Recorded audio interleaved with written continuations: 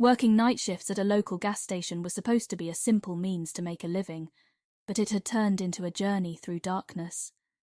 My car had broken down weeks ago, leaving me with no choice but to walk home every night, a short 10-minute walk that seemed like an eternity.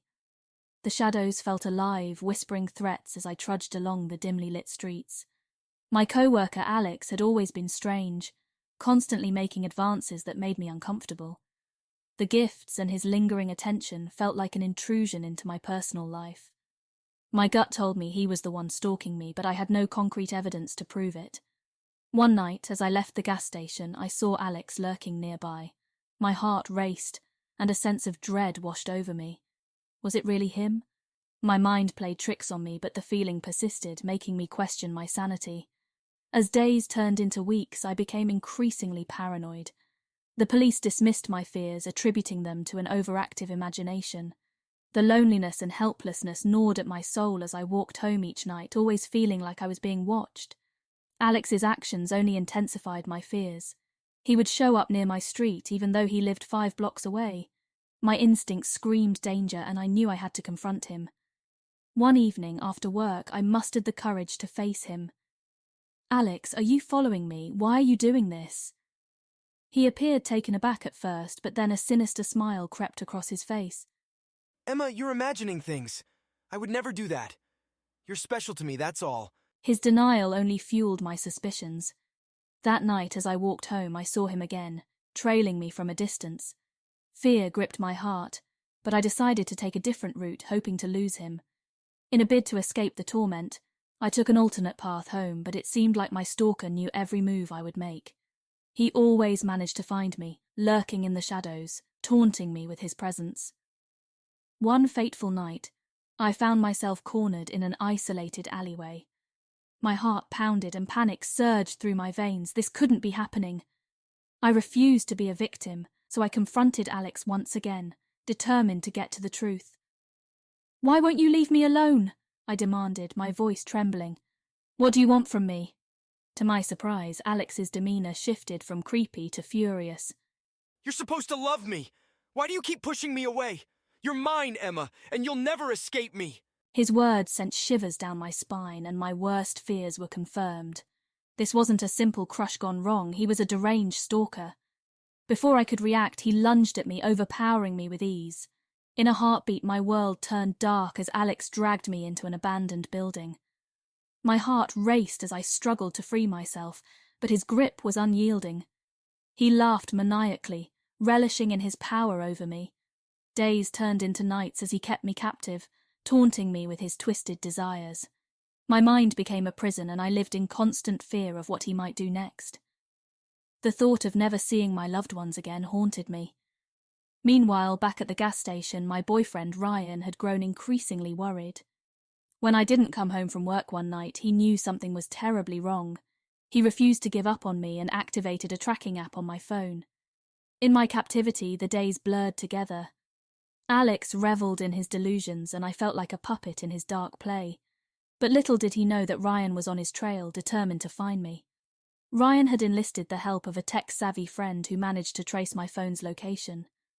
The police, initially skeptical, were now determined to find me. Time was running out, and the race against the unknown began. As the police and Ryan closed in, Alex grew increasingly unstable. He knew the end was near, and desperation consumed him. But he refused to let me go without a fight. In a desperate bid to escape, I mustered all my courage and fought back. It was a risk, but I had no other choice. I managed to break free from his grip and ran towards the door. But freedom was still out of reach. Alex caught up to me, and in his rage he struck me, sending me sprawling to the ground. As he advanced, a glimmer of hope appeared, the sound of sirens in the distance. Ryan and the police had arrived, and they stormed into the building. Seeing them, Alex's expression turned from anger to terror. His reign of darkness was over, and he knew it. In the end, justice prevailed, and Alex was taken into custody. My nightmare was finally over, but the scars remained. The trauma would take time to heal, but with Ryan's unwavering support, I knew I could overcome it. The police finally took my fears seriously, and I felt vindicated. Stalking was a real and dangerous crime, and it needed to be treated as such. With therapy and the love of those closest to me, I began to rebuild my life. The shadows of my past would always be there, but they no longer controlled me. I was a survivor, and I refused to let fear dictate my life. As I moved forward, I became an advocate for stalking victims, determined to raise awareness and support those who had suffered like I did. With Ryan by my side, I faced the future with strength and hope, knowing that I was not alone in this battle against the shadows of the unknown.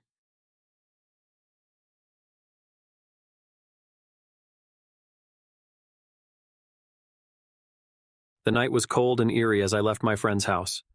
I had lost track of time, engrossed in playing video games. My name is Jake, and I was a 17-year-old with a love for late-night gaming sessions. As I walked alone on the deserted streets, I couldn't help but feel a growing sense of unease. The dim street lights flickered, casting long, ominous shadows that seemed to reach out for me. I tried to shake off the feeling, telling myself that I was just being paranoid. But as I turned onto a quiet, dimly lit street, my heart skipped a beat. There in the distance, I saw a figure standing in the shadows. I couldn't make out any distinct features, but the sight sent a chill down my spine. "I'm just being paranoid," I whispered to myself, trying to ignore the knot of fear tightening in my stomach. I quickened my pace, telling myself that I needed to get home as soon as possible. The faster I walked, the sooner I could escape this ominous feeling. Yet no matter how fast I went, the figure seemed to stay just far enough behind to remain in my peripheral vision. It was like a sinister game of cat and mouse, and I was the helpless prey. I decided to take a few random turns, hoping to lose whoever was following me. But every time I glanced over my shoulder, the figure was still there, lurking in the shadows. I realized that I needed help. Pulling out my phone, I dialed my friend's number, praying that he would pick up. But the call went straight to voicemail. Panic rose within me, and I knew I had to think fast. A nearby park offered some semblance of safety, with its well-lit pathways and potential witnesses. I hurried towards it, hoping that the figure wouldn't dare approach with people around. As I stepped into the park, my heart sank. It was empty, not a single person in sight. The only sounds were the distant hum of traffic and the rustling of leaves in the wind. I felt exposed and vulnerable, like a deer in headlights. I knew I had to keep moving, but every step I took felt heavy with fear. The figure was still behind me, matching my pace, never revealing themselves. My mind raced with questions. Who was this person, and why were they following me? Were they dangerous? Should I confront them or call the police? I decided to take a chance and confront the stranger. My heart pounded in my chest as I turned around and shouted, "Who are you? Why are you following me?" No response. The figure stood still, like a ghost lurking in the shadows. "Leave me alone," I shouted, my voice quivering with fear and anger, but still no response. The figure just stood there, watching me in silence. I couldn't take it anymore. I turned and ran, not looking back. The adrenaline fueled my escape as I sprinted through the park, desperate to put as much distance between us as possible. As I emerged from the park, I saw the familiar lights of my neighborhood up ahead. Relief washed over me, but I knew I wasn't safe yet. I needed to get home and lock the doors. With every step, I prayed that the stranger wouldn't follow me any further. My legs felt like jelly, but I pushed myself to keep going. Finally, I reached my street and my house came into view. I fumbled with my keys, my hands shaking with anxiety. I unlocked the door and rushed inside, slamming it shut behind me. I leaned against the door, trying to catch my breath and calm my racing heart. I couldn't believe what had just happened. Who was that person? And what did they want from me? As I thought about the events of the night, I realized that I needed to call the police. This wasn't something I could ignore or handle on my own. I dialed the emergency number and explained everything to the operator. Within minutes, a police car arrived outside my house. I gave them a description of the stranger as best as I could, though I had no idea who they were or why they had targeted me. The police assured me that they would increase patrols in the area and investigate the incident thoroughly. They advised me to stay vigilant and contact them immediately if I noticed anything suspicious again. For the next few days, I couldn't shake the feeling of being watched. I kept my curtains closed and avoided going out alone at night. It was as if the stranger's presence still lingered, a constant reminder of the terror I had experienced. My parents wanted to add me to our babysitter's roster. Ha ha ha, how humiliating. How could they think of allowing my classmate Megan to watch over me? the neighborhood babysitter who watched my baby sister Winter. Even though Megan was cute, I couldn't face that humiliation at school. I'd be a laughingstock and my peers wouldn't even care about what I was facing. Jake the baby, I could hear it now. I declined to stay home on nights that Megan watched Winter and told my parents I'll be at Kevin's house, my best friend, and they can pick me up once off work if need be. Eventually, life returned to some semblance of normalcy, but the memory of that night would forever haunt me. I learned the importance of staying aware of my surroundings and trusting my instincts, but most of all I learned that sometimes, even in the safety of our own neighborhoods. Thanks for watching. Like and subscribe for more spooky tales. Trigger warning. This horror story contains themes of stalking, violence, and revenge. Chapter 1. Lost. It was a chilly autumn night in New Jersey as Tatiana made her way home from a night out at the local bar. The streets were dimly lit, casting eerie shadows on the pavement as she walked through the deserted neighborhood. With every step, her heels clicked against the concrete and the sound echoed in the quiet night. Tatiana had always enjoyed the solitude of her late-night walks. Living just 3 blocks away from the bar, she often felt safe and secure in her familiar surroundings. Tonight, however, things felt different. A hint of paranoia tugged at the back of her mind, dismissing it as mere drunken imaginings. As she continued down the narrow street, the noises that first caught her attention seemed like a figment of her tipsy mind. The footsteps she heard appeared to follow her, growing louder and more distinct with every passing moment. But the alcohol coursed through her veins, making her attribute it to paranoia. Unease crept up her spine when she heard strange, eerie moaning sounds that seemed to blend with the wind. Her heartbeat quickened, and she glanced over her shoulder only to see nothing but darkness.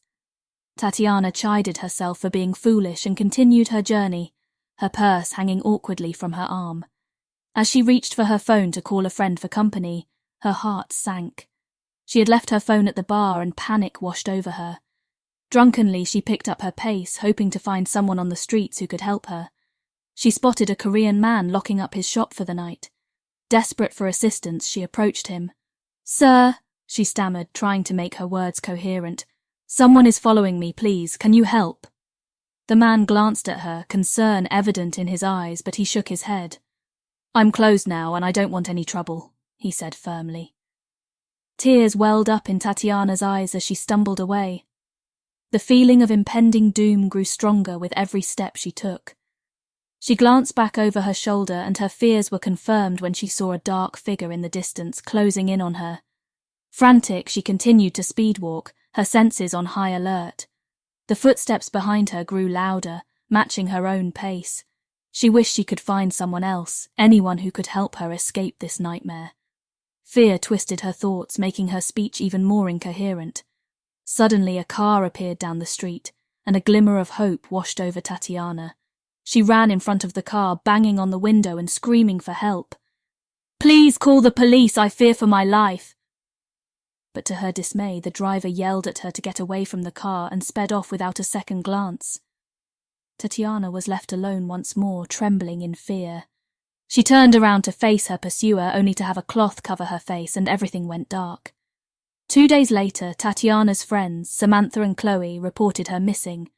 The police found her phone on the street, having been picked up by a hobo.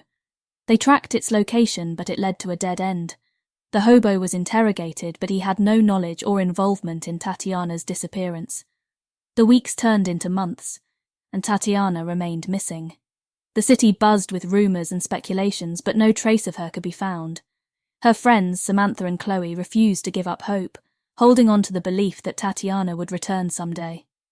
As the years passed, Tatiana's disappearance became a haunting mystery.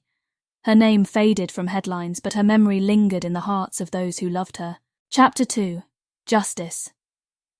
The night she vanished continued to serve as a chilling reminder that evil could lurk in the shadows, waiting to strike when least expected. And so the tale of Tatiana became a cautionary one, a reminder to always be vigilant, even in familiar surroundings. The shadows of malevolence are ever present, and her story served as a grim reminder that no one is truly safe from the darkness that dwells in the corners of the world.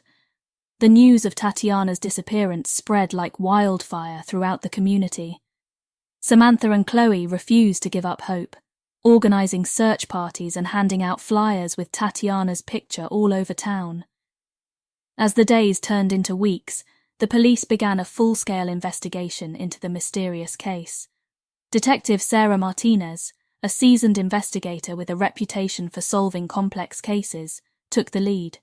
She delved into Tatiana's life, interviewing friends, co-workers, and everyone who had interacted with her on that fateful night. The detective paid particular attention to the Korean man whom Tatiana had sought help from, but he had an ironclad alibi, and no evidence pointed to his involvement.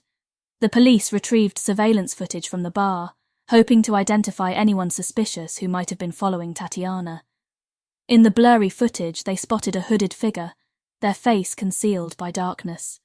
The figure's presence around Tatiana was unsettling, but they could not determine their identity. Sarah's gut told her that there was more to this case than met the eye. The eerie moaning sounds and the strange footsteps were hauntingly similar to stories she had heard as a child.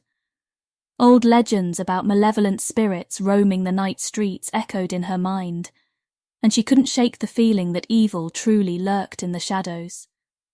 With the investigation yielding little progress, the case slowly faded from the headlines, leaving only the distraught Samantha and Chloe clinging to hope.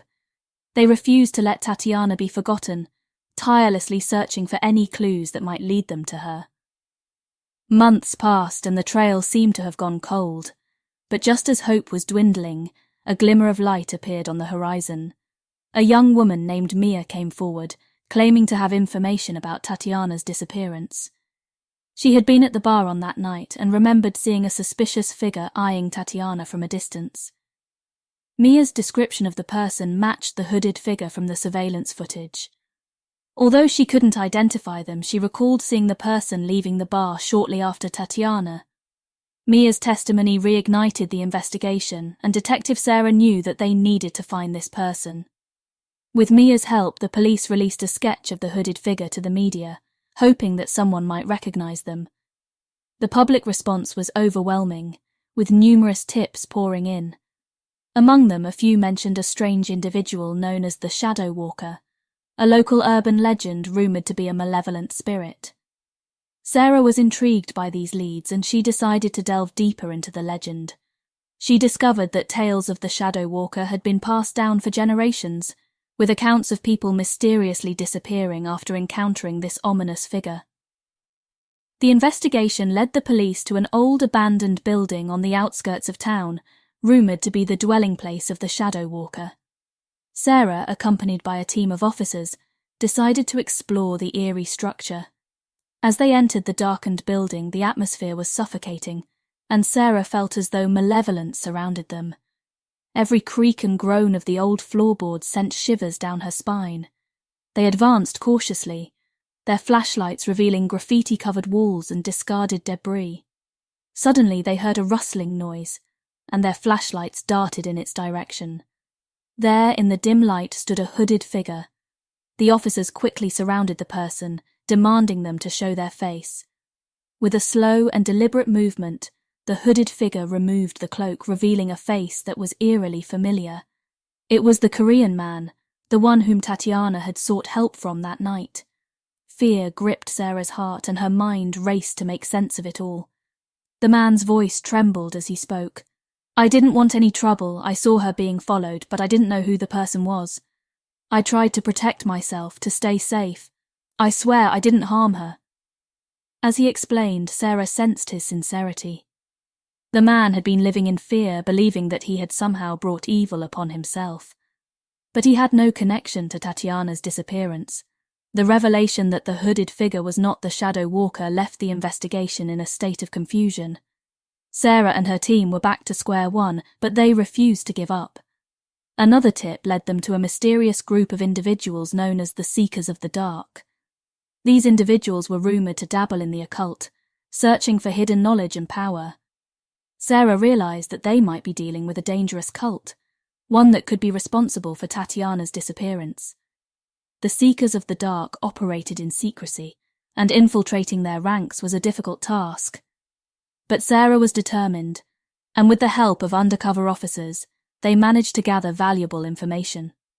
The cult was known to conduct ritualistic ceremonies, often involving sacrifices. In their quest to uncover the truth, the police learned that Tatiana had unknowingly stumbled upon one of their gatherings that fateful night. The cult had mistaken her for someone else, believing her to be a threat to their dark plans. As the pieces of the puzzle fell into place, Sarah knew that they were running out of time. She feared that Tatiana's life was in grave danger, and the cult might be preparing for another ritual. With a sense of urgency, Sarah and her team devised a plan to raid the cult's headquarters. They assembled a tactical unit and obtained search warrants to storm the location. The operation was risky, but it was the only chance they had of finding Tatiana. The night of the raid was tense, with adrenaline coursing through the veins of everyone involved. They stormed the building, and chaos erupted as cult members tried to resist arrest. In the midst of the commotion, Sarah caught a glimpse of Tatiana, bound and gagged in a corner. With swift action, they freed her from captivity and rushed her to safety. As the dust settled, Sarah's eyes met Tatiana's, filled with gratitude and relief. She had been rescued from the clutches of darkness. The Seekers of the Dark were apprehended, and their sinister activities were put to an end. The truth behind Tatiana's disappearance finally came to light, but the scars of that harrowing experience would linger for a long time. Tatiana reunited with Samantha and Chloe, who were overjoyed to see their friend alive and well. The trio formed an unbreakable bond, a testament to the power of friendship and resilience. As for Sarah, she couldn't shake the feeling that evil did indeed lurk in the shadows.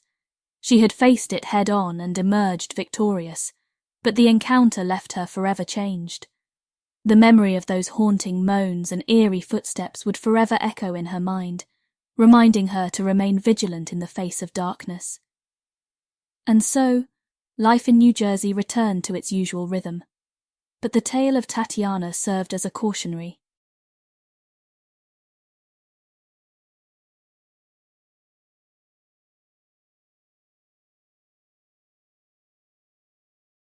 My name is Alexa, a 17-year-old trying to save money for college.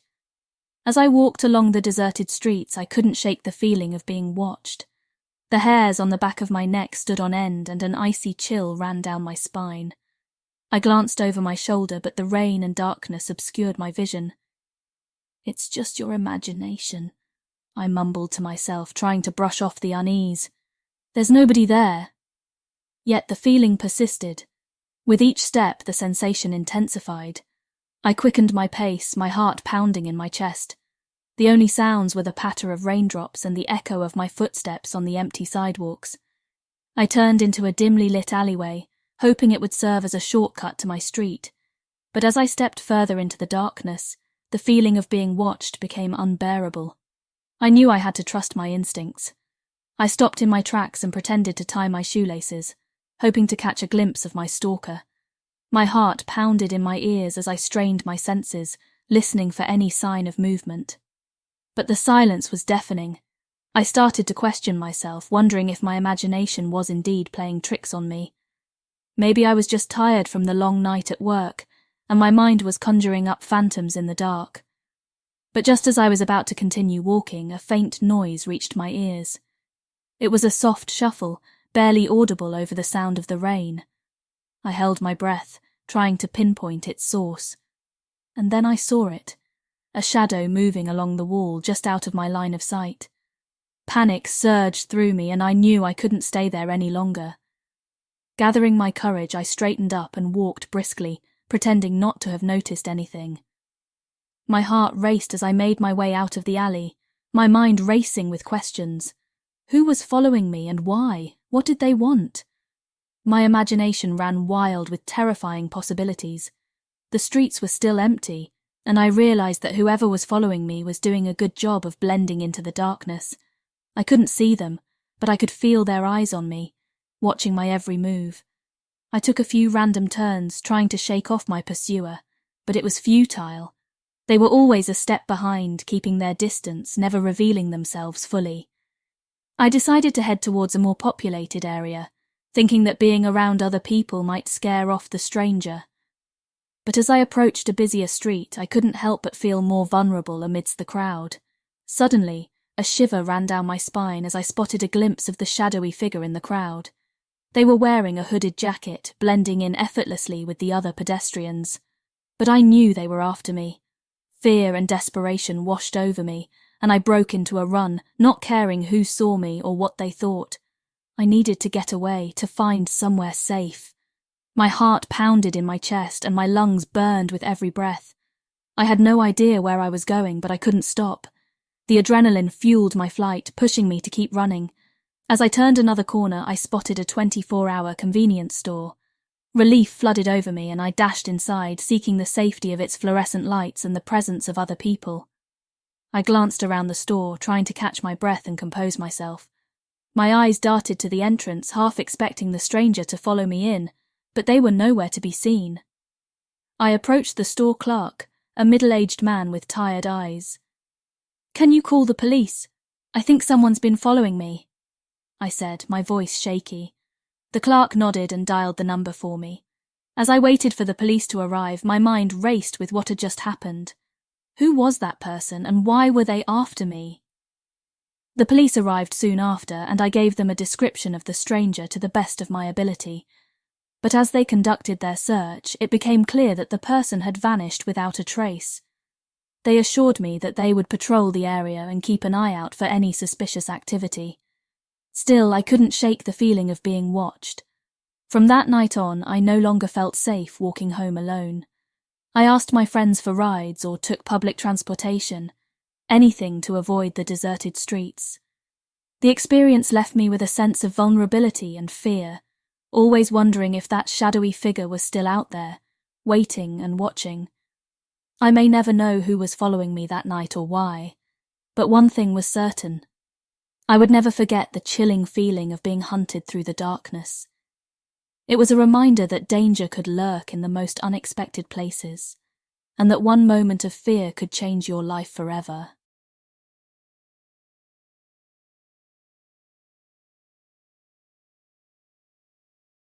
The night was dark and filled with anticipation as Randall and his pregnant fiancée, Kim, embarked on their journey home for Christmas.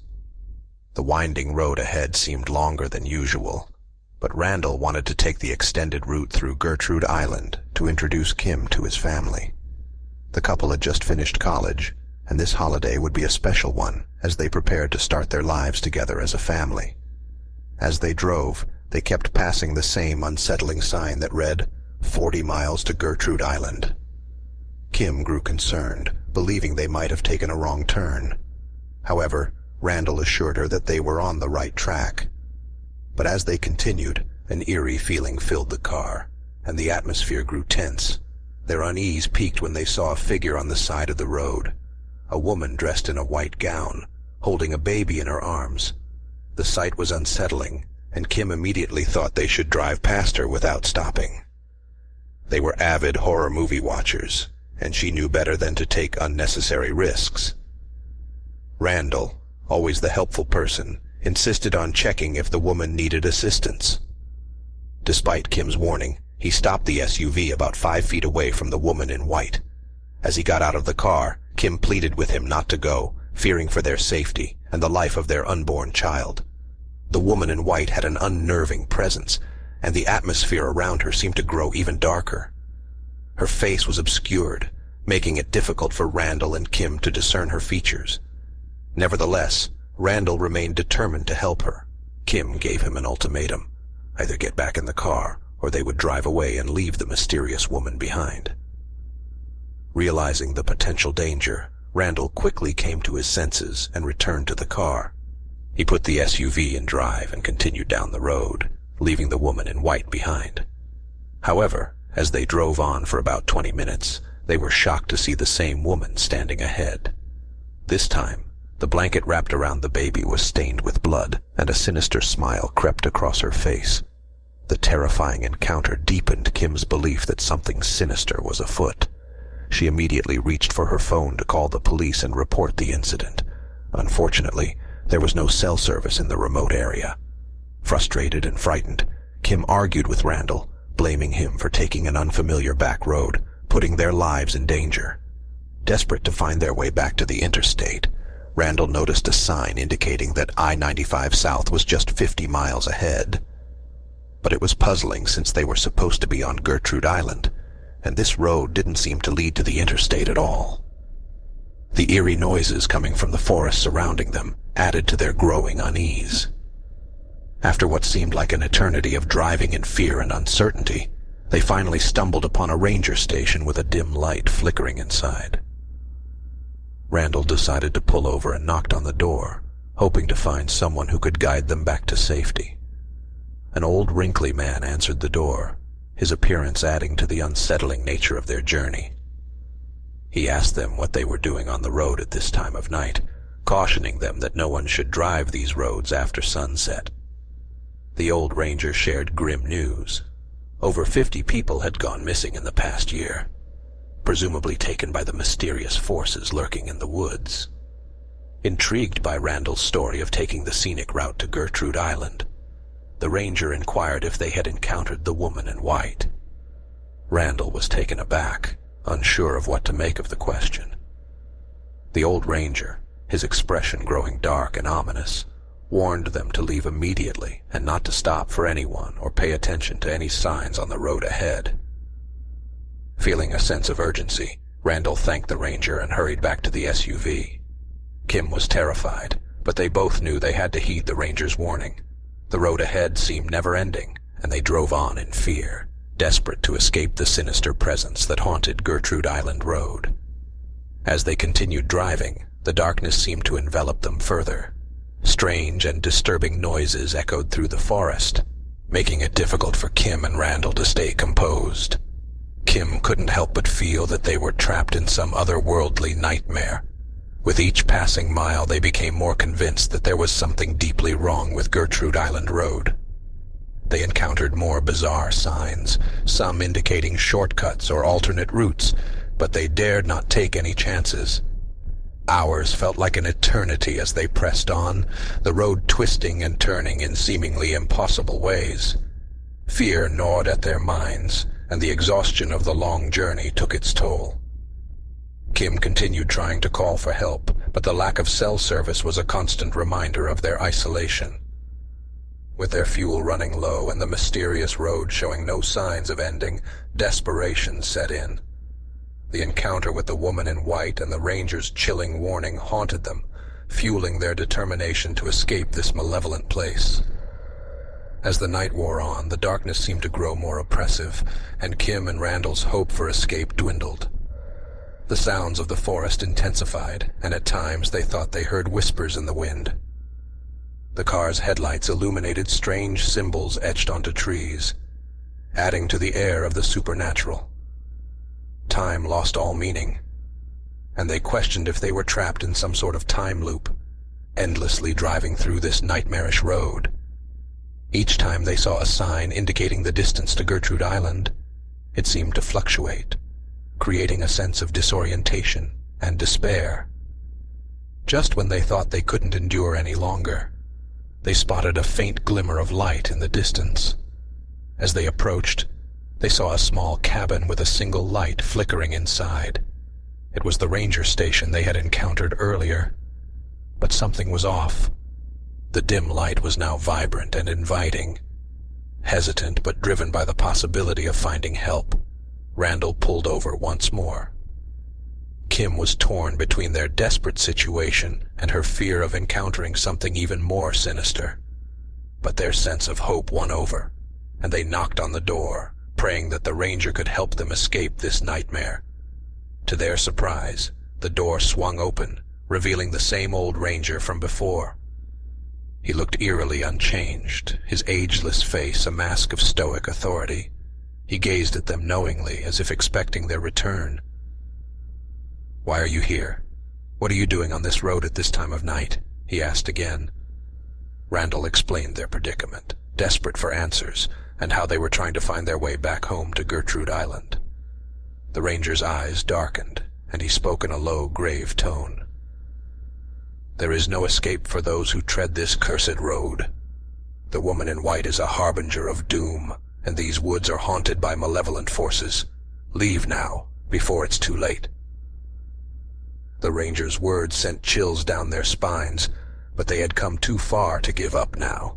Determined to break free from this nightmarish loop, Randall and Kim refused to succumb to fear. They asked the ranger if there was any way to find an exit, to which he replied cryptically, "The road you seek is in your heart, not on these twisted paths."